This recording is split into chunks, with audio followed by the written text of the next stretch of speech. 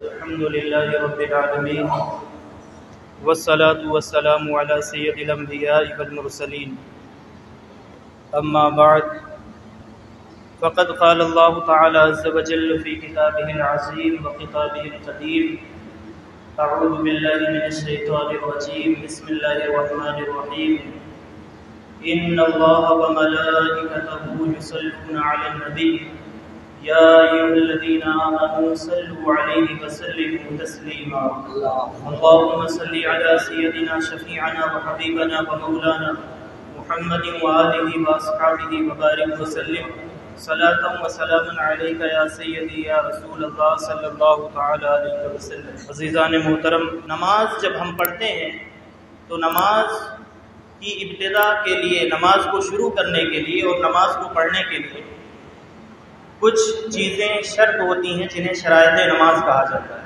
تو میں چند مسائل نماز کے آپ کے سامنے پیش کروں گا۔ اس طرح سے اگر ہمیں کوئی سفر کرنا ہوتا ہے، ٹریول کرنا ہوتا ہے، تو اس کے بھی کچھ نیم اور قانون ہوتے ہیں۔ مثال کے طور پر اگر ہمیں ٹرین سے سفر کرنا ہو تو ہم جس ٹرین سے سفر کرنا چاہتے ہیں پہلے اس کی ٹائمنگ معلوم کرتے ہیں اور وقت پر اسٹیشن پہنچتے ہیں، ٹکٹ لیتے ہیں۔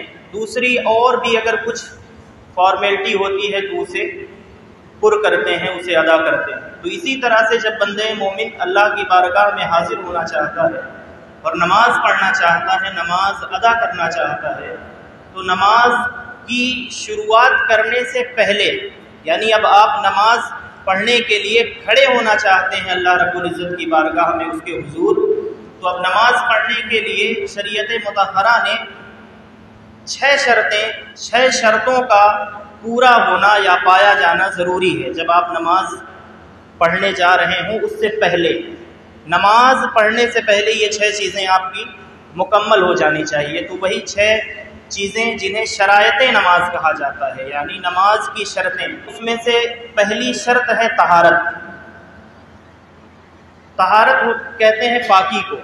جب کوئی نمازی نماز پڑھنا چاہتا ہے تو نماز پڑھنے سے پہلے اسے 6 شرطوں کو پورا کرنا ضروری ہوتا ہے، اور انہیں شرائط نماز کہا جاتا ہے۔ ان کی تعداد 6 ہے اور ان میں سے پہلی شرط ہے طہارت۔ طہارت کہتے ہیں پاکی کو۔ بندہ نماز پڑھنا چاہے تو سب سے پہلے اسے حدث اصغر اور حدث اکبر دونوں سے پاکی ضروری ہوتی ہے، یعنی اس کا غسل بھی ہونا چاہیے اور اس کا وضو بھی ہونا چاہیے۔ اور طہارت میں یہ چیز بھی آتی ہے کہ طہارت میں جس طرح سے جسم کا پاک ہونا ضروری ہے، اسی طرح سے جو لباس اور جو کپڑے آپ کے جسم پر ہیں ان کا بھی پاک ہونا ضروری ہے۔ ساتھ ہی جس جگہ پر آپ نماز پڑھنے جا رہے ہیں اس جگہ کا بھی پاک اور صاف اور پاکیزہ ہونا ضروری ہے۔ تو نماز کی پہلی شرط کون سی ہے؟ طہارت۔ نماز کی دوسری شرط ہے ستر۔ ستر کا چھپا ہوا ہونا۔ ستر کا چھپا ہوا ہونا شرط ہے، اور مرد جو ہیں، مرد حضرات، ان کی جو ستر ہے یہ یہاں ناف سے لے کر کے گھٹنے کے نیچے تک شامل ہوتی ہے۔ ناف کے نیچے سے لے کر کے گھٹنے کے نیچے تک یا گھٹنے تک جو جگہ ہے یہ ستر کا حصہ کہا جاتا ہے۔ یعنی جب کوئی نماز پڑھنا چاہتا ہے تو اس جگہ کا ڈھکا ہوا ہونا یہ شرائط نماز میں سے ہے۔ اگر کسی کا کوئی یہ حصہ کھل جاتا ہے تو پھر اس کی نماز نہیں ہوگی۔ جیسے بعض حضرات کبھی ایسے جینس وغیرہ پہنتے ہیں کہ رکوع میں جاتے وقت یا سجدے میں جاتے وقت پیچھے کا حصہ کسی کا کھل جاتا ہے، وہ حصہ کھلا اور نماز ختم ہو گئی۔ آپ نے تو نماز پوری پڑھی لیکن آپ کی نماز ہوئی نہیں۔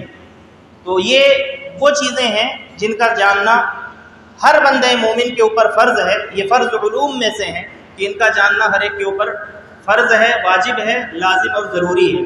تو نماز کی پہلی شرط ہے طہارت، یعنی پاک ہونا نمازی کا اپنے بدن کا، کپڑوں کا، جگہ کا، اور دوسری شرط ہے ستر، ڈھکا ہوا ہونا، یعنی کہ اللہ رب العزت کی بارگاہ میں اب آپ حاضری دینے جا رہے ہیں تو اس بادشاہ حقیقی کی بارگاہ میں کس طرح کا لباس آپ کو پہن کر کے حاضر ہونا ہے، یہ بھی شرائط نماز میں سے،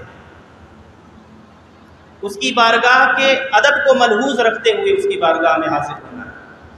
تو یہ دو شرطیں ہو گئی نماز کی، طہارت اور سطر۔ اس کے ساتھ اب وقت کی پابندی تیسری شرط ہے، یعنی دو چیزیں آپ کو ذہن میں رکھنی ہے کہ اگر آپ جس وقت کی نماز پڑھنی ہے تو اس میں یہ دیکھنا ہے کہ اس وقت کا، اس نماز کا ٹائم جو ہے وہ شروع کب سے ہو رہا ہے اور ختم کب ہو رہا ہے۔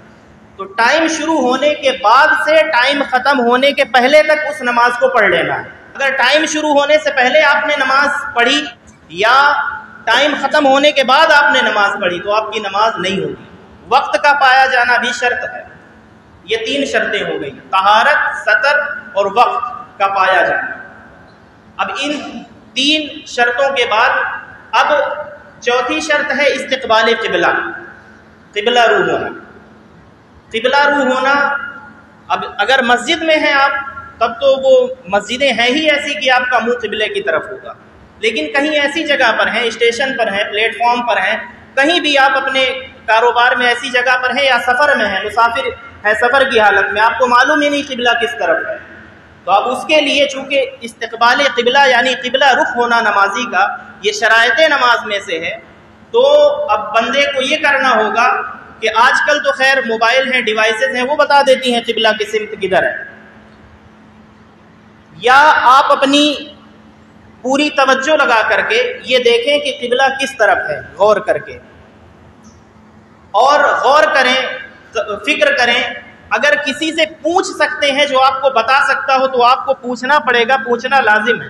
کوئی بتانے والا نہیں ہے اگر، تو پھر آپ اپنی، اگر آج کے حساب سے آپ کسی ڈیوائس سے چیک کر سکتے ہیں کہ قبلہ کی سمت کون سی ہے تو چیک کر لیں، اور یعنی کہ اگر کچھ بھی نہیں ہے تو اپنی غور و فکر کر کے اس جس جانب آپ رخ کر کے نماز پڑھیں گے وہی آپ کا قبلہ سمجھا جائے گا۔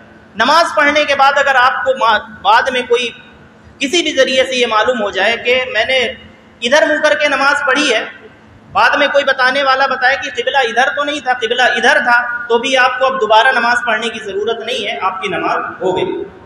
تو یہ چار شرطیں ہو گئی نماز کی۔ پانچویں شرط ہے نیت، اور نیت کہتے ہیں دل کے ارادے کو۔